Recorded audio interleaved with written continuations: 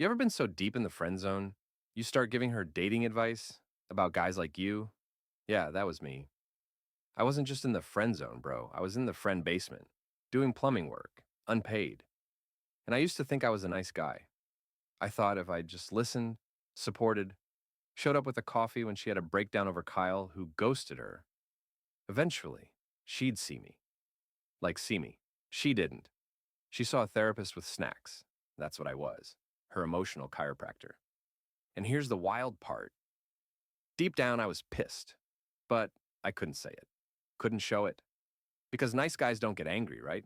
We're chill, we're understanding. We smile through teeth grinding, like, haha, no, I'm not mad you canceled plans to go out with your ex. I hope he's well. But let's go back. There was this girl, let's call her Maya, because that was her name. And I'm done protecting people who use me like a human emotional heating pad. Maya was the kind of girl who made you feel like maybe this time it'd be different.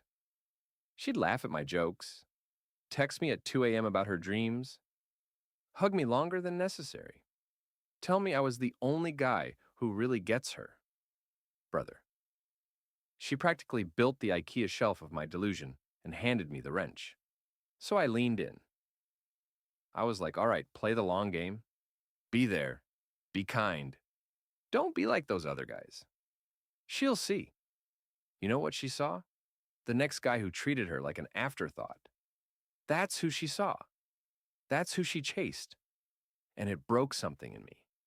Because I started wondering, if kindness doesn't work, if being emotionally available doesn't work, what even is the formula? So I did the thing guys do when they're heartbroken but don't want to admit it. I hit the gym, started dressing better. I got a fresh fade. I didn't change for her. I changed because I didn't recognize myself anymore. I'd become a shadow of a dude who used to laugh louder, stand taller, flirt back, speak up. I missed him. But let me tell you the turning point. One night I ran into Maya again, months later.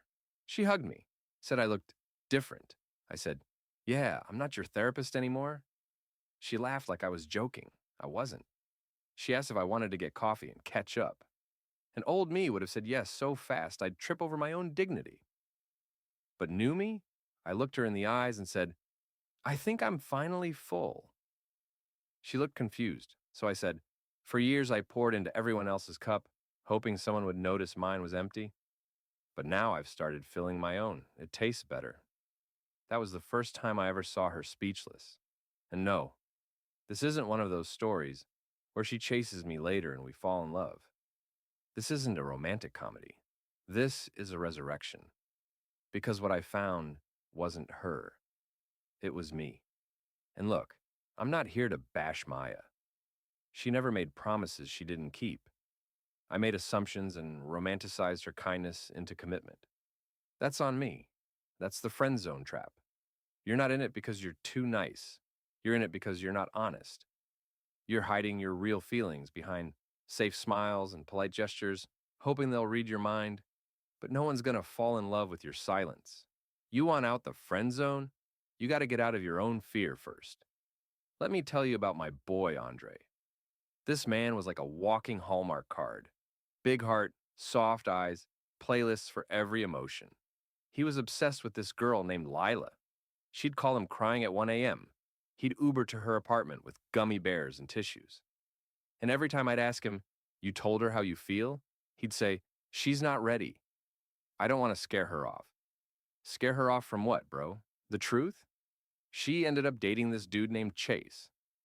No, I'm not making that up. Chase. Chase wore salmon shorts and called women females.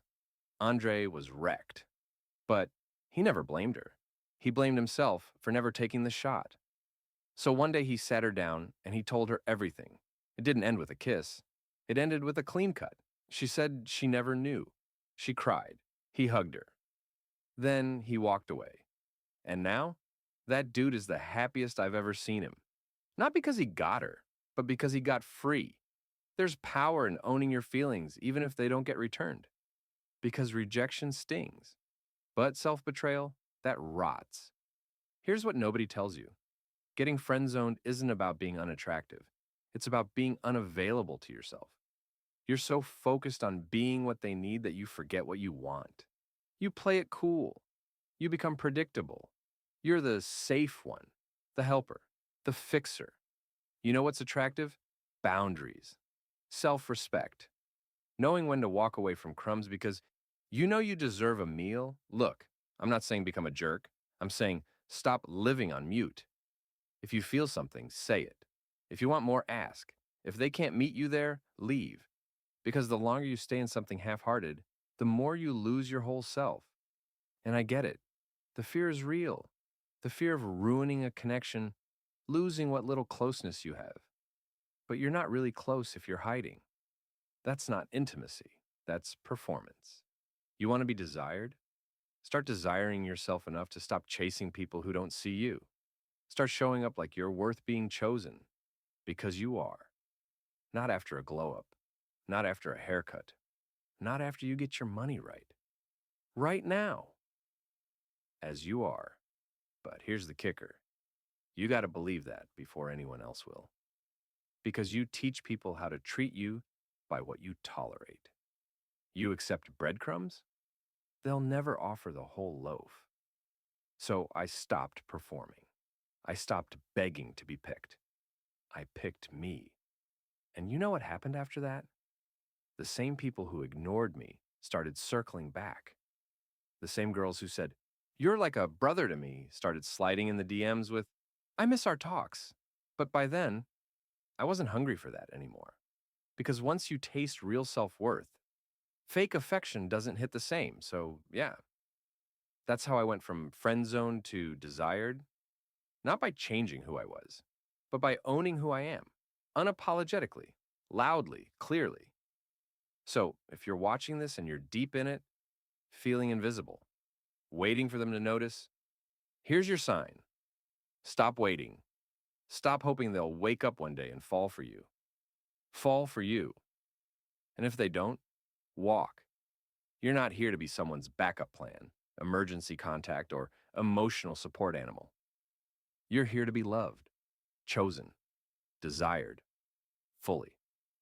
So take the shot. Say the thing. Leave the space if it's not returned. Because freedom tastes better than fantasy. And your story doesn't have to end in the friend zone. It can start there, but it ends with you. Finally loving yourself enough to never settle again. Yeah, that's the whole truth. And if it hit, you already know what part of this story was yours.